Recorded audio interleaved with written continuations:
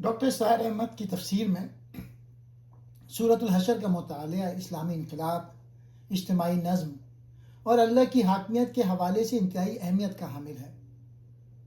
Doctor صاحب اس سورہ کو خاص طور پہ مدنی دور کے اس مرحلے کی عکاسی قرار دیتے ہیں جہاں باطل قوتیں جیسے بنو نذیر کا غرور ٹوٹا اور مسلمانوں کو ایک منظم ریاست کے طور پہ استحکام ملا۔ تسبیح کائنات اور بنو نذیر کا انجام۔ پہلا نکات، سورہ کا آغاز اللہ کی تسبیح سے ہوتا ہے۔ ڈاکٹر صاحب فرماتے ہیں بنو نذیر کو ان کی بد عہدی کی بنا پر مدینے سے نکالا گیا۔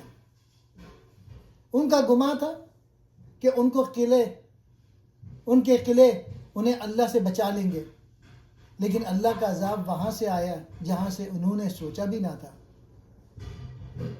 ڈاکٹر صاحب اس نقطے پہ زور دیتے ہیں کہ اللہ نے دشمنوں کے دلوں میں رعب ڈال دیا، جو کہ مومن کی ایک بڑی غیبی مدد ہے۔ معاشی نظام،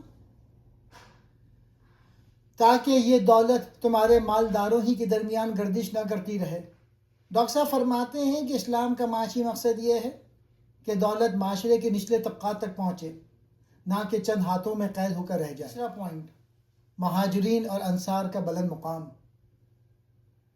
ڈاکٹر صاحب اس مقام پر صحابہ کرام کی صفات کو بڑی جذباتی حد تک بیان کرتے ہیں۔ مہاجرین وہ جنہوں نے اللہ اور اس کے رسول کی خاطر گھر بار اور مال قربان کر دیا۔ انصار وہ جنہوں نے اپنی ضرورت کے باوجود دوسروں کو اپنے نفس پر ترجیح دی۔ بعد میں آنے والے وہ جو دعا کرتے ہیں کہ اے رب ہمیں اور ہمارے ان بھائیوں کو بخش دے جو ہم سے پہلے ایمان لائے۔ ڈاکٹر صاحب اسے امت کا تسلسل قرار دیتے ہیں۔ چوتھا پوائنٹ، منافقین کی نفسیات۔ ڈاکٹر صاحب ان آیات کی تشریح میں بتاتے ہیں کہ کس طرح منافقین نے یہودیوں کو جھوٹی تسلی دی تھی کہ اگر تمہیں نکالا گیا تو ہم بھی تمہارے ساتھ نکلیں گے۔ وہ اسے شیاطینی دھوکہ قرار دیتے ہیں کہ شیطان پہلے اکساتا ہے اور پھر وقت پڑنے پر ساتھ چھوڑ دیتا ہے۔ پوائنٹ، تقوی اور فکر آخرت۔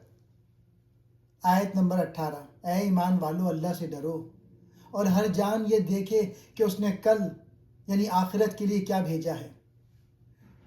ڈاکٹر صاحب اسے محاسبہ نفس کا بنیادی اصول قرار دیتے ہیں۔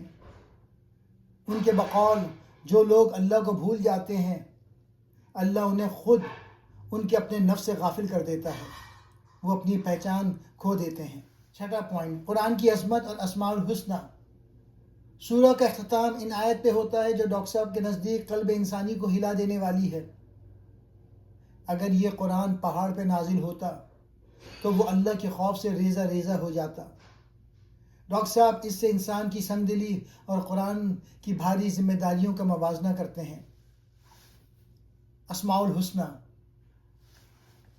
آخری آیت میں اللہ کی صفات القدوس، السلام، المومن کا ایک تسلسل ہے جس کی تشریح میں ڈاکٹر صاحب اللہ کی توحید مطلق کو ثابت کرتے ہیں۔